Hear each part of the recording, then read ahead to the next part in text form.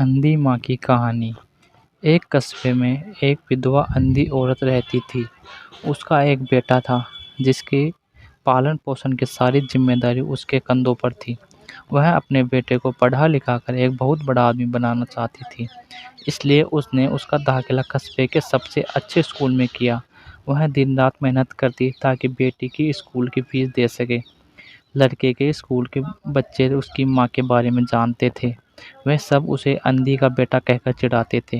लड़का इससे बहुत परेशान था। उसे अपनी माँ पर शर्म आने लगी थी। वह उसके साथ कहीं भी जाने से कतराने लगा था। जब लड़का बड़ा हुआ तो उसकी शहर में अच्छी नौकरी लग गई। उसने अपनी माँ से वादा किया कि शहर में मकान लेकर वह उसे लेने आएगा, लेकिन वह शहर गया तो फिर लौटकर वापस नहीं आया। उसकी अंधी माँ उसका इंतज़ार करती रह गई। कई महीने बीत गए, लड़के की कोई खबर नहीं आई। कई महीने बीत गए, लड़के की कोई खबर नहीं आई। अंधी एक दिन उसे नहीं रहा गया और वह बेटे से मिलने शहर पहुंच गई। पहुंचते पहुंचते वह बेटे के ऑफिस पहुंची। वहां सिक्योरिटी गार्ड ने उसे रोक दिया। अंधी औरत ने गार्ड को अपने बेटे का नाम बताया और बोली कि उससे जाकर कह दो कि गांव से कोई मिलने आया है। गार्ड ने जाकर उसके बेटे को बताया। बेटे ने ऑफिस की खिड़की से देखा तो उसे अपनी माँ गेट के बाहर खड़ी नजर आई। वह ऑफिस में सबके सामने अपनी माँ की वजह से शर्मिंदा नहीं होना चाहता था। उसने कहला दिया कि वह ऑफिस में नहीं है। अंधी औरत वहाँ से चली गई। शाम को वह लड़का ऑफिस से घर जाने के लिए निकला। रास्ते में एक जगह काफ़ी भीड़ जमा थी। वह अपनी गाड़ी रोककर भीड़ के पास पहुंचा और तो बीच में सड़क में अपनी माँ को मरा पाया।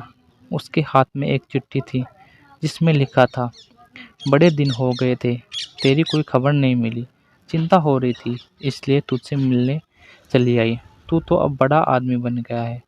तुझसे मिलना अब शायद मुझ गरीब की किस्मत में नहीं है, लेकिन मैं बहुत खुश हूँ तेरे लिए। तूने अपना ही नहीं मेरा भी सपना पूरा किया है।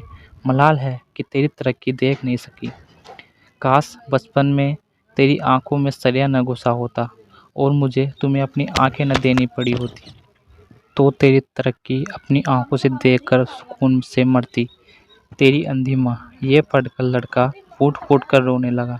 जिस अंधी माँ पर उसे शर्म आती थी, उसने उसके लिए कितना बड़ा बलिदान किया था। वह आत्मग्लानि से भर उठा और जिंदगी भर खुद को माफ़ नहीं कर पाया। सीख।